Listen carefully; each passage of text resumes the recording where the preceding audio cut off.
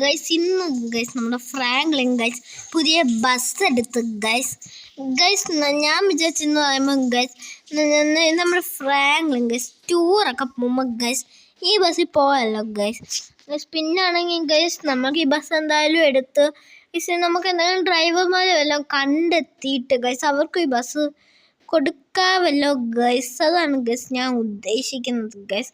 ഈ ബസ്സിൻ്റെ പവറൊക്കെയാണ് കണ്ടത് ഗൈസ്, അടിപൊളി പവറാണ് ഗൈസ്. ഞാൻ ഒരു കാറിനെ വന്ന് ഇടിച്ചത് കണ്ടോ ഗൈസ്, കാറിനെയൊക്കെ ഞാൻ പറത്തി വിട്ടു ഗൈസ്. നമ്മുടെ ബസ് കിങ്ങായിട്ട് ഗൈസ് ഞാൻ ഫുട്പാത്തിൽ കൂടെ ഒക്കെ ആയിട്ട് ഓടിക്കുന്നുണ്ട്. ഒക്കെ സ്റ്റേജിൽ മാറിക്കോ, അല്ലെങ്കിൽ അറിയാമല്ലോ ഇടിച്ചിടത്തേ ഉള്ളൂ ഞാൻ ഗൈസ്. ഞാൻ എന്തായാലും ഓവർ അറ്റാക്കൊക്കെ ചെയ്യുന്നുണ്ട് നല്ലോണം ഗൈസ്.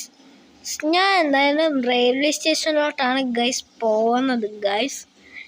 എന്താണെന്ന് ചോദിച്ചാൽ അവിടെ നമ്മുടെ ചേച്ചി പറഞ്ഞായിരുന്നു അതിൻ്റെ ഇപ്പുറത്തൊരു ഡ്രൈവറുണ്ട്, ആ ഡ്രൈവറിനെ ബന്ധപ്പെട്ട കുറച്ചും നല്ല ഡ്രൈവറാണ്, അയാൾക്കിപ്പോൾ ബസ്സൊന്നും കിട്ടാത്തതുകൊണ്ടിരിക്കുകയാണ് അങ്ങനെയൊക്കെ നമ്മുടെ അടുത്ത് പറഞ്ഞായിരുന്നു ഗൈസ്.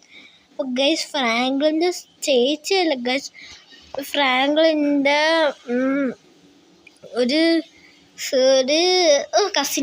കസിനായിട്ടൊക്കെ വരും ഗൈസ്. അവിടെ ഇതാണ് ഗൈസ് ആളുടെ വീടെന്നാണ് ഗൈസ് തോന്നുന്നത് ഗൈസ്.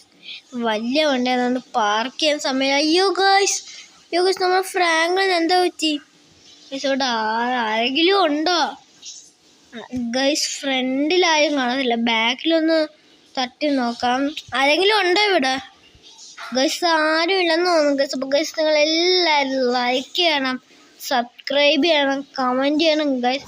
ആരെങ്കിലും ഉണ്ടോ ഇവിടെ ഗൈസ്? ആരും ഇല്ല ഗൈസ്. അപ്പോൾ എല്ലാവർക്കും ബൈ.